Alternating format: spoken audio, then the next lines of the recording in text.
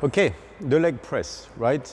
I know you all CrossFitters out there do not know what this machine is, but it is called a leg press and it can be found in that weird place called a global gym, right? You see that mainly in cities around.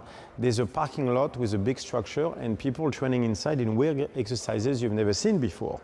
But this is actually something we can use for, it's a very useful tool for the legs, right? So we can do it as usual in two different ways, internal torque or external torque, right?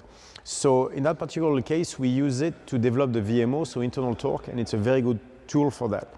So the legs will do what they do. What I want you to focus on really in that case is the main arch core muscle. So that means Richard is going to bring the whatever we call that, the leg press machine, the weights down, right, in external torque. So that's why you're going to see him creating that external torque, and you're going to see him arching his back because he's going toward his rectus abdominis and lumbar erectors.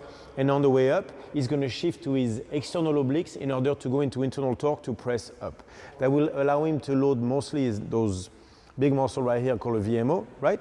And that's what we're shooting for here. So he's going to go external torque on the way down, internal torque on the way up. So don't worry so much about the legs.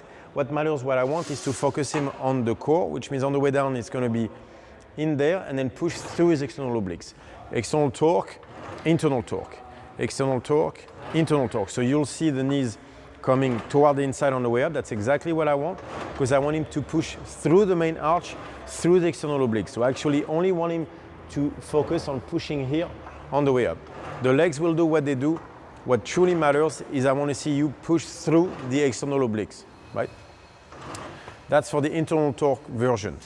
If I want to do external torque, let's say I want to put a lot of weight on this, Richard will control an internal torque on the way down and actually, so basically through the external obliques, right?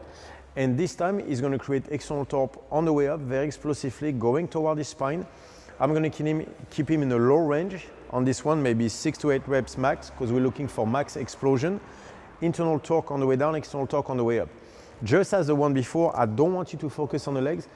When you do it, I want you to focus on your own core. So you're going to go toward the external obliques on the way down and you're going to actively basically arch going to your lumbar spine erectors to push the weight up, creating external torque. So that would mean load very heavy and explode up. Load very heavy, explode up. And he's going to use the core muscle to load and explode. External obliques, lumbar spine. External obliques, lumbar spine. That particular form, so the external torque, is used only for very heavy weights for power and explosiveness. You cannot keep this for longer reps, right? So keep it for the higher weights.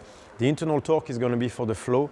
When we ask you to do 20, 30, 50 reps, it will be an internal torque, right? On the way up. When I say internal torque, I mean on the way up.